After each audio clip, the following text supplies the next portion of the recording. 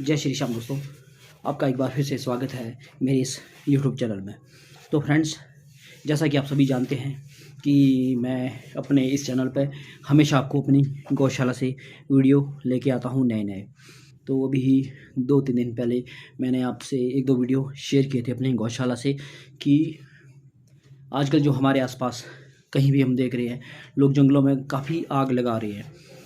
तो इस वजह से मतलब जंगलों में रहने वाले कई जीव जंतु भी मर जाते हैं। और साथ साथ जैसे हम लोग गौशाला चला रहे हैं, कोई और भी है, तो जो हम जंगलों पर डिपेंड है घास के लिए, तो घास वगैरह जलाने से हमारा भी नुकसान हो रहा है। मतलब पशुओं के लिए चारा नहीं मिल पा रहा है, लेकिन उससे सबसे ज़्यादा नुकसान, चलो हम चारा तो हम कहीं और से भी प्रोवाइड करवा लेंगे, लेकिन सबसे ज़्यादा नुकसान क्या हो रहा है कि वहाँ पे रहने वाले कई जीव जंतु बेचारे मर रहे हैं, जल रहे हैं।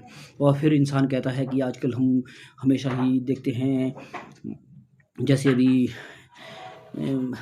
हमारे बागवान लोग हैं, सभी बर्फबारी का इंतज़ार कर रहे हैं, बारिश का इंतज़ार कर रहे हैं, लेकिन कहते हैं कि भगवान मतलब इंद्रदेव प्रसन्न नहीं हो रहे, बारिश नहीं दे रहे, बर्फ़ नहीं दे रहे। तो मैं उन लोगों से ये कहना चाहूँगा कि भगवान भी कहाँ से प्रसन्न होंगे जब हम इतना अत्याचार अपने आसपास के जीव जंतुओं पे कर रहे हैं।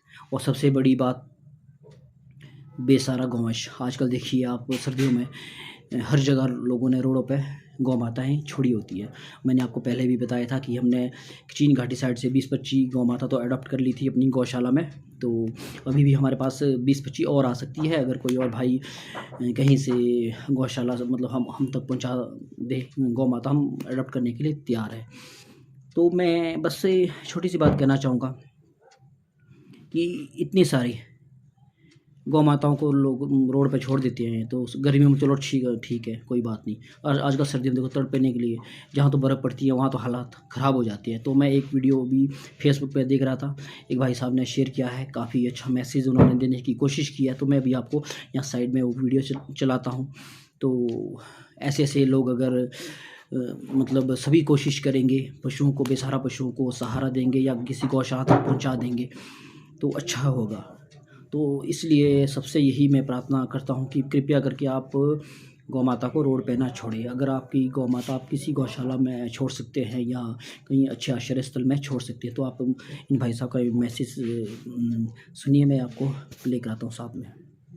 तो फ्रेंड्स, मैं आपको ये वीडियो चलाता हूँ, ये मैं भी फेसबुक पे स्लाइड कर रहा था, मुझे ये नज़र आया। तो ये देखो का ये वाला है, कोई रंजीत केमटा भाई साहब है, तो उन्होंने ये वीडियो शेयर किया है फेसबुक पे।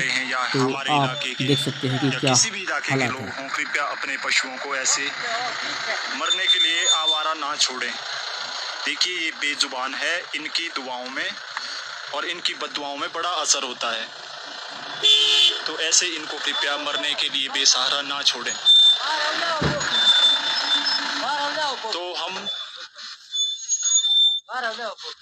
आज इस बर्फबारी के मौसम में हम इन बेजुबान बेसहारा पशुओं को गांव की तरफ ले जा रहे हैं। तो मेरे हिसाब से ये बड़ा पुण्य का काम है। तो ऐसे जब तक हम प्रकृति से खिलवाड़ करते रहेंगे, ईश्वर की जो रचना है उनके साथ छेड़छाड़ करते रहेंगे, खिलवाड़ करते रहेंगे, या हम बेजुबानों को सताते रहेंगे, तो तब तक ईश्वर हमारी पुकार नहीं सुनने वाला, और ना ही हमारे कुलिष्ठ जो देवी देवते हैं वो भी हमारी पुकार नहीं सुनने वाले हैं। तो मेरा सभी से निवेदन है, कृपया ऐसे इन पशुओं को कम से कम सर्दी के समय तो अपने घरों में रखिए।